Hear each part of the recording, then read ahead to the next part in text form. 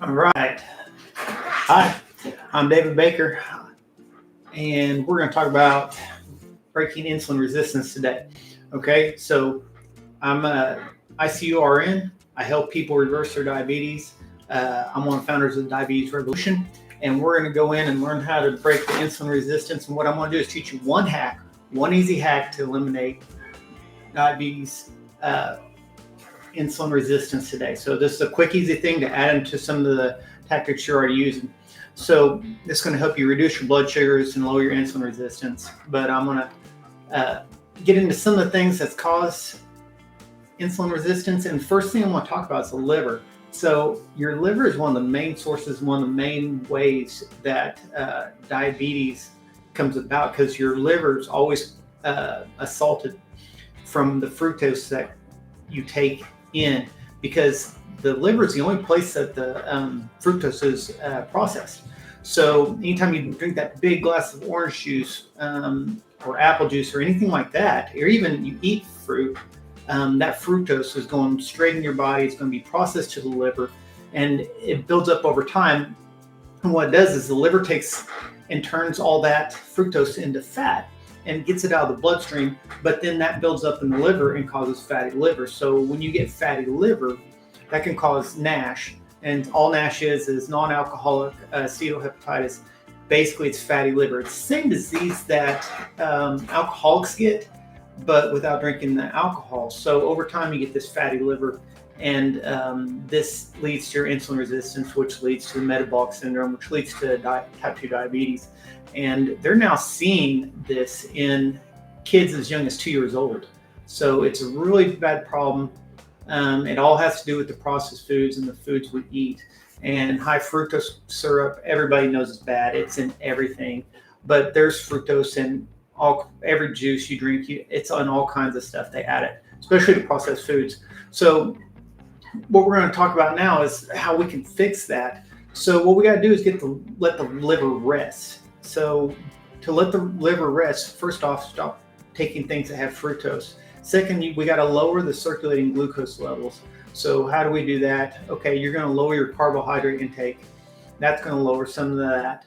And now the real simple hack, the one thing you can do that's going to slow your insulin spikes, that's going to lower your blood sugar levels. It's going to be another tool that you can put in your toolbox to work on reversing your diabetes. And this is going to be something very simple. All it's going to do is eat your vegetables, but not just eat your vegetables. You got to eat your vegetables in order, or eat your whole meal in order.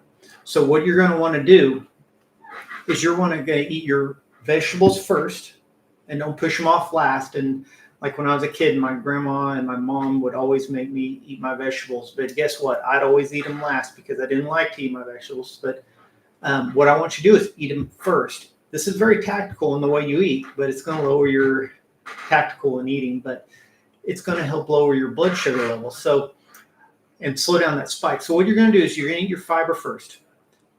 And so you're going to eat these vegetables. Vegetables have carbs, but they don't count because the body doesn't break it down into sugar. So you're going to eat the vegetables first, then you're going to eat your proteins, and you're going to eat your fats.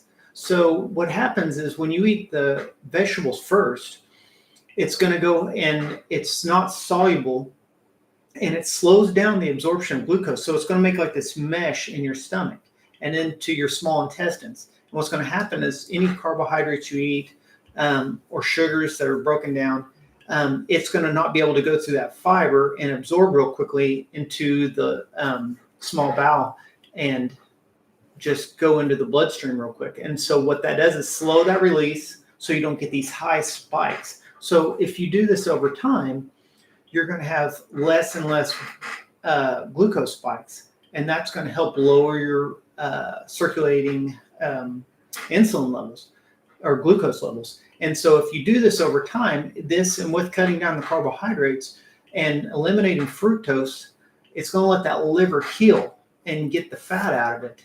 And if your liver heals, the rest of your body heals. So always eat that fiber first, then your protein, then your fat, so it can slow down that spike. Now, the opposite of that would be if you ate a whole bunch of carbohydrates really quickly, and then you didn't have anything to slow down the gut, you're going to have a super spike. So like diabetics get low, they chug some orange juice. It hits the bloodstream real fast, and up goes the circulating glucose levels. So the protein and fats, those also slow down the glucose absorption. So you want to do your fiber to make that mesh so it can't get absorbed real quick. Then your proteins and then your fats. So if you eat your food in this correct order, it's one small thing you can do that can have a lot of benefits on your glucose control. So if you found this helpful and you want other tips and tricks, go to diabetesrevolution.com. There we got a quick starter guide. It's free. You just put your email and we'll send you a PDF. And it's not everything to get you going, but it's a really good way to start baby steps and get going in the right direction to reversing your diabetes and lower your insulin resistance. So if you found this helpful, like and subscribe, all those good things. Until next time, we'll see you later.